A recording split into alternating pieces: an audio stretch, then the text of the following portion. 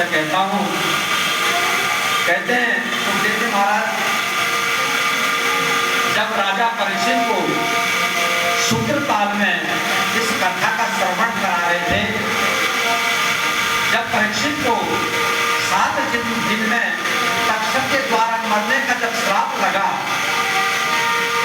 तो परीक्षित ने राजपाट छोड़ करके सब कुछ छोड़कर गंगा के किनारे सूत्रताल पर आ गए और वहां पर आकर के परमात्मा की प्राप्ति कैसी हो ये भाव लेकर के और सूत्रताल में आ गए।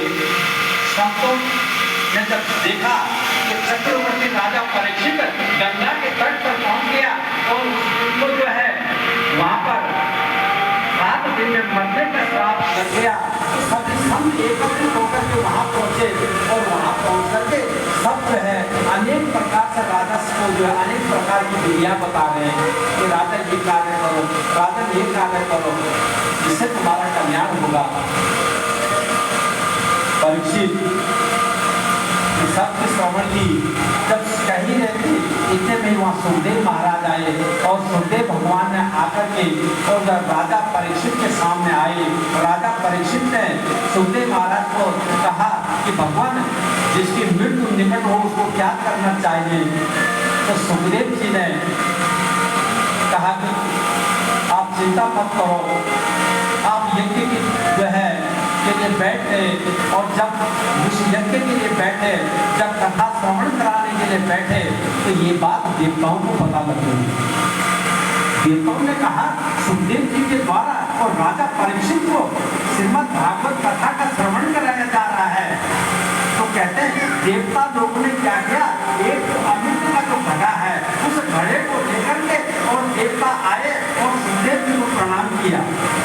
सुधा कुंभम गृहदेव देवास्तत्र समागमन, देवता लोग आ गए और आकर के सुखदेव जी को दंडवत प्रणाम किया। सुखदेव जी ने सोचा अभी तो हमने केवल मंडल इत्यादि बनाया, अभी तो देवताओं का आह्वान भी नहीं किया।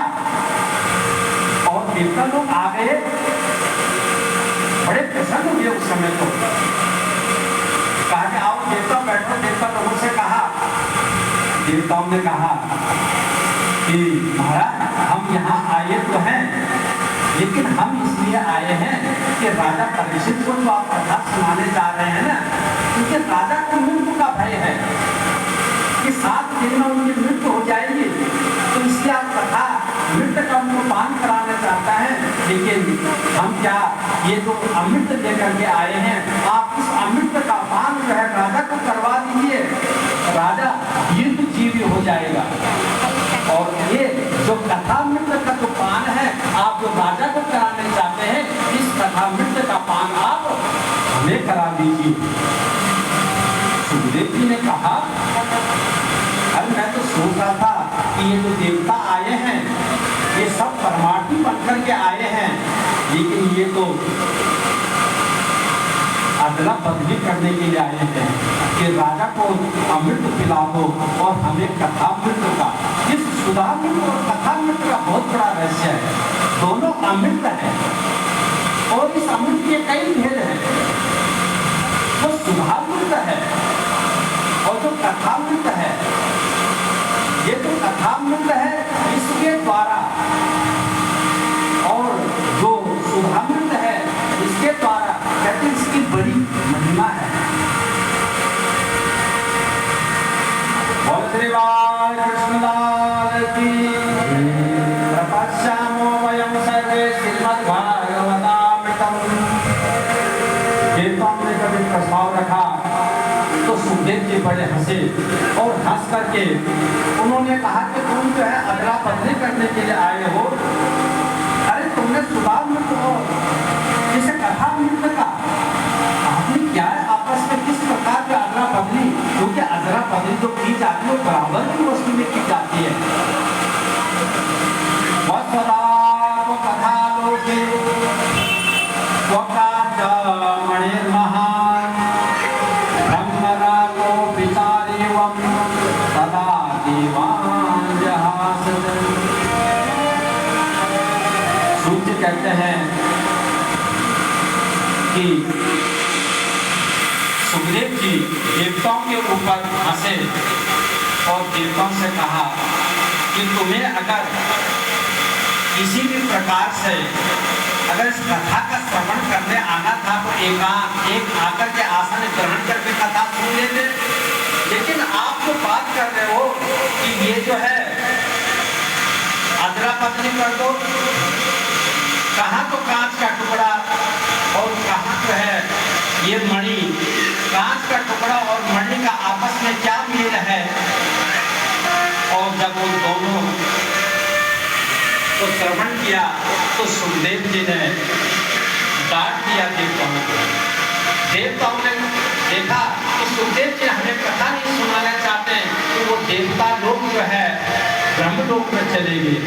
ब्रह्मलोक में जाकर के देवताओं ने जो है ब्रह्मा जी से कहा कि भगवान आप तो कहते हैं कि आप देवता हो और आप श्रेष्ठ हो, लेकिन हम मृत्यु लोक में गए और हमने सुखदेव जी से कहा कि हमें कथा मृत्यु का पान करवा दो, तो उन्होंने हमें डांट करके भेज दिया।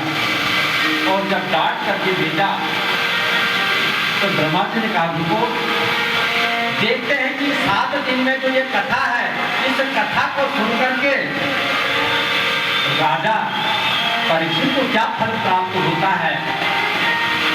आप 7 दिन को देखो।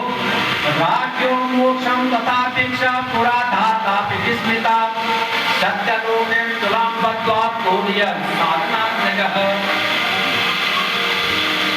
अब जब 7 दिन हो गए, ब्रह्मा जी ने कहा कि आज राजा को मोक्ष होगा तो राजा हमारे ब्रह्मलोक से होते हुए तब जाएगा गोलोक धाम। लेकिन जैसे राजा का मोक्ष हुआ तो राजा ब्रह्मलोक में नहीं गया, वो तो सीधा ही जो है भगवान का पार्षद का रूप धारण करके और सीधे जो है गोलोक धाम को गया, वैकुंठ धाम को गया। ब्रह्मा जी ने कहा इतना चमत्कार। उसी समय उन्होंने एक तराजू मंगाया और तराजू मंगाकर जब उन्होंने कहा देखते तो है कि पलड़ा किसका भारी है, और एक तरफ उन्होंने श्रीमद् भागवत को रखा और दूसरी तरफ जितने भी पुण्य के जितने साधन हैं, यज्ञ सब साधनों को एकत्रित करके एक तराजू में रख दिया और एक तराजू में श्रीमद् भागवत रखा। जैसे ही रखा जो श्रीमद् भागवत महात्मा का जो पुण्य है, जो प्रताप है, जैसे उस पलड़े को देखा तो पलड़ा एकदम नीचा हो गया। जिसमें भार ज्यादा होगा वही तो नीचे आएगा।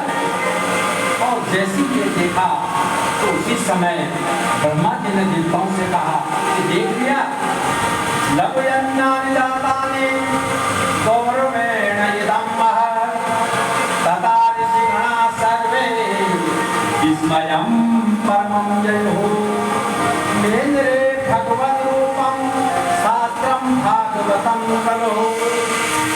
उसी समय घोषणा कर दी ये साधारण नहीं है श्रीमद् भागवत। श्रीमद् भागवत साक्षात भगवान श्री कृष्ण चंद्र के ही वांगमय लीला। भगवान के अनेक प्रकार के स्वरूप हैं।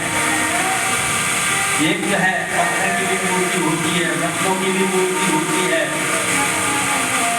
काष्ठ की भी मूर्ति होती है। तो अनेक प्रकार के भगवान के स्वरूपों को जो है आप देख सकते हैं, अनेक रूपों में देख सकते हैं। लेकिन कहते हैं जो श्रीमद् भागवत है ना, ये कोई पोथी नहीं है, ये कोई ग्रंथ नहीं है, ये तो साक्षात भगवान श्री कृष्ण का ही स्वरूप है। बोलो श्रीमद् भागवत महापुराण की।